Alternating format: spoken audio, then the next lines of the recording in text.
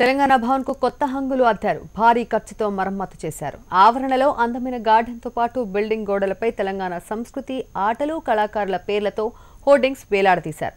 తెలంగాణ భవన్లో అభివృద్ధి పనులు పరిశీలించిన సీఎం కేసీఆర్ సంతృప్తిని వ్యక్తం చేశారు. తెలంగాణ భవన్లో ఆధునీకరణ పనులకు సంబంధించిన మరిన్ని వివరాలు మా ప్రతినిధి రాజేష్ అందిస్తారు.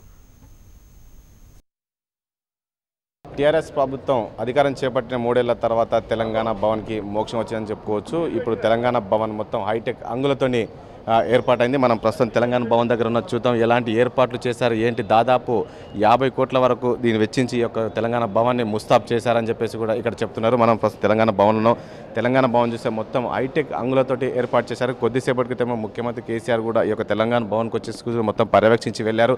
ఏర్పాట్లు ఎలా ఉన్నాయి, కాన్ఫరెన్స్ హాల్ ఎలా ఉంది, అదేవిధంగా ముఖ్యమంత్రి కూర్చున్న గది ఎలా ఉంది, ప్రెస్ కాన్ఫరెన్స్ ఎలా ఉంది, అది చుట్టుపక్కల పరిసర ప్రాంతాలన్నీ కూడా దాదాపు ఆయన అరగంట సేపు ఉండి ఇక్కడ పర్యవేక్షించిపోయారు. మనం చూస్తున్నాం మొత్తం ఇవన్నీ కూడా ఇక్కడ అన్ని కూడా 5 బోర్డులు కూడా ఏర్పాటు చేశారు. ఇక దర్శనీయ స్థలాలు తెలంగాణలోని ఏ స్థలాలు చెప్పుకోదగ్గ స్థలాలు ఏవేవి ఉన్నాయి ఏంటి అనేది కూడా ఒక బోర్డు ఏర్పాటు చేసి కూడా ఇక్కడ పెట్టడం జరిగింది. ఇక తెలంగాణ జాతరలు అదేవిధంగా ఉర్సులు తెలంగాణలో ఎలా ఉన్నాయి, ఎక్కడెక్కడ ఉన్నాయి, ఏ ప్రాంతాలు ఉన్నాయని చెప్పేసి ఒక బోర్డు ఏర్పాటు చేశారు. ఇక దాని పక్కనే ఒక తెలంగాణ భాషలు, తెలంగాణ యాస భాష ఇవన్నీ కూడా ఎలా ఉంటాయి ఏంటి అనేది కూడా ఒక బోర్డు ఏర్పాటు చేశారు. ఆ చుట్టూ ఆ పక్కనే అదొక క్రీడాకారులు, అర్జున అవార్డు గ్రహీతలు ఎవరు, క్రికెట్ జాతీయ క్రీడాకారులు ఎవరు, ఆటలు ఏంటి అనే దానిపై మరొక బోర్డు ఏర్పాటు కూడా చేశారు. ఇక పక్కనే కళారూపాలు అనే దానిపై కూడా మరొక బోర్డు ఏర్పాటు చేశారు. ప్రతి ఒక్కటి కూడా తెలంగాణలో ఏవేవి ఉన్నాయి ఏంటి అనేది కూడా ప్రతి ఒక్కటి కూడా ఏర్పాటు చేశారు. ఇక అదే పక్కన మరో పక్కన ప్రొఫెసర్ జయశంకర్ విగ్రహాన్ని కూడా ఏర్పాటు చేశారు. గతంలో చూసినట్లయితే జయశంకర్ విగ్రహం ఇక్కడ ఉండేది, కానీ ఇప్పుడు ఒక విగ్రహాన్ని కూడా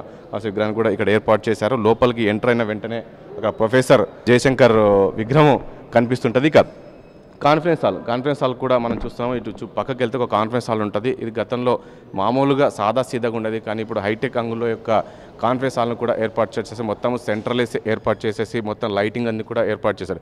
ప్రతిరోజు కూడా ఈ యొక్క కాన్ఫరెన్స్ హాల్లో అంటే ప్రభుత్వం తీసుకునే సంక్షేమ కార్యక్రమాలు ఇప్పటివరకు ఏ కార్యక్రమాలు చేసేది ఏంటి అనేది కూడా ప్రజలకు వివరించేందుకు ఇంకా రోజు ఇది ఒక వేదిక కాబోతుంది.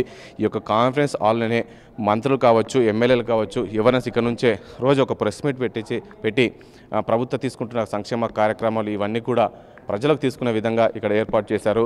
మొత్తం చూస్తున్నాం ఇదంతా కూడా సెంట్రల్ ఏసీ ఏర్పాటు చేశారు.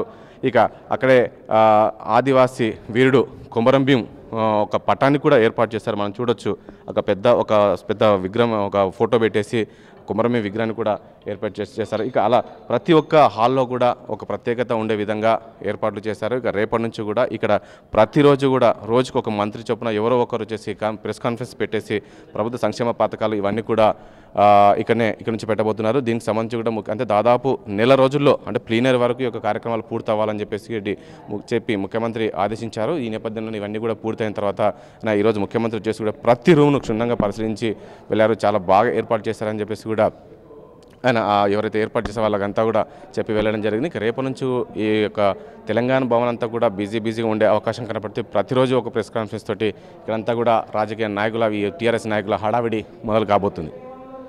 కెమెరా పర్సన్ రాజుతో రాజేష్, HM టీవీ, హైదరాబాద్.